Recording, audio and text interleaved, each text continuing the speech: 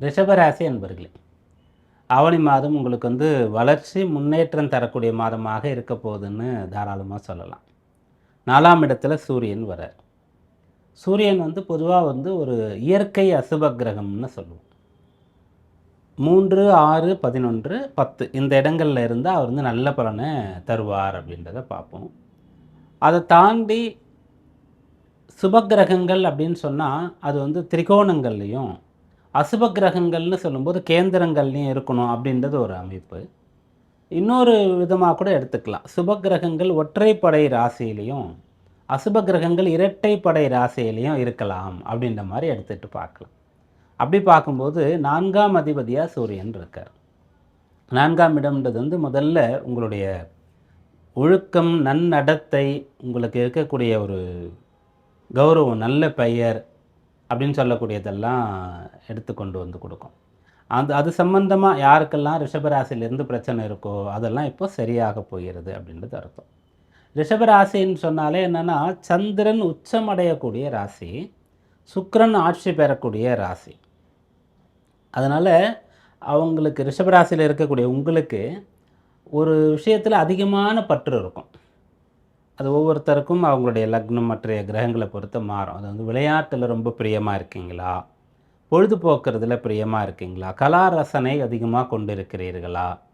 அல்லது சுத்துறது, ஊர் சுத்துறது, உலகம் சுத்துறது, நெறைய இடங்கள போய் பார்க்கறது, நெறைய பேரோட சேர்ந்து எப்பயும் ஜாலியா பேசி அரட்டை அடிக்கிறது, நல்ல ருசியான உணவுகள்லாம் சாப்பிடுறது, விலை அதிகமாக உள்ள பொருட்களை வாங்கி சேர்க்கிறது, ஆடை அணிமணிகள், அலங்கார பொருட்கள், வீட்டு உபயோகப் பொருட்கள் அப்படின்னு சொல்லி, ஏதோ ஒன்றுல உங்களுக்கு அதிகமான விருப்பம், ஆர்வம் இருக்கும். அத வந்து உங்களால கண்ட்ரோல் பண்ண முடியல அப்படின்ற மாரி நீங்க நினைக்கலாம், மத்தவங்க சொல்லலாம். அப்படி எதுல இருக்கிறதோ, அத வந்து இப்ப உங்களால கண்ட்ரோல் பண்ண முடியும். டைரக்ட்டா சொன்னா தீய பழக்கம் இருக்கக்கூடியவர்களுக்கு கூட, அத வந்து இப்போ கம்மி பண்ண முடியும், விட்டுட முடியும். அப்படியாக இந்த 4ஆம் இடத்துல சூரியன் இருக்கார். 2வது ஆக்கப்பூர்வமான செயல்பாடுகள். நான் வந்து எப்படியும் சாதித்து காட்டுவேன். நான் முன்னேறுவேன். என் பேர்ல ஒரு சொத்து வந்து நான் வாங்கியே தீருவேன். ஒரு இடம் வாங்குவேன், வீடு வாங்குவேன். கார் வாங்குறது, ஆபரணங்கள் வாங்குறது அப்படின்னு சொல்லக்கூடிய ஒரு விஷயம். இதுக்கு யாரெல்லாம் ட்ரை பண்றீங்களோ, இப்ப இந்த மாதத்துல அதிகமா உங்களுடைய ஈடுபாடு வந்து இதில தான் இருக்குன்னு சொன்னா, இந்த விஷயங்கள் நடக்கும். இடமாற்றம் செய்யணும் அப்படின்னு சொன்னா, அந்த விஷயம் சாதகமா இருக்கிறது. 4ஆம் இடத்துல சூரியன், ராசிநாதனா இருக்கக்கூடிய சுக்கிரன் 5, 6ஆம் இடங்கள்ல இருக்கார். பொதுவா நம்ம என்ன சொல்லுவோம்னா, 5ல சுக்கிரன் இருக்கிறது நல்லது, 6ல வரும்போது மறைவிடம்னு சொல்லுவோம். ஆனா உங்களுடைய ராசியை பொறுத்தவரைக்கும் 6ஆம் இடத்துல ஆட்சியும், 5ஆம் இடத்துல நீச்சமும் அடைகிறார். அதனால எப்பயுமே பொதுவான விதிகள் அப்படியே டைரக்ட்டா வந்து நம்ம எடுத்துக்கொள்ளக்கூடாது. 5ல இருப்பதை காட்டிலும் 6ஆம் இடத்துல இருப்பது நல்லது. அப்ப சுக்கிரன் 6ஆம் இடத்துல வந்து ஆட்சி பலம் பெறுகிறார்.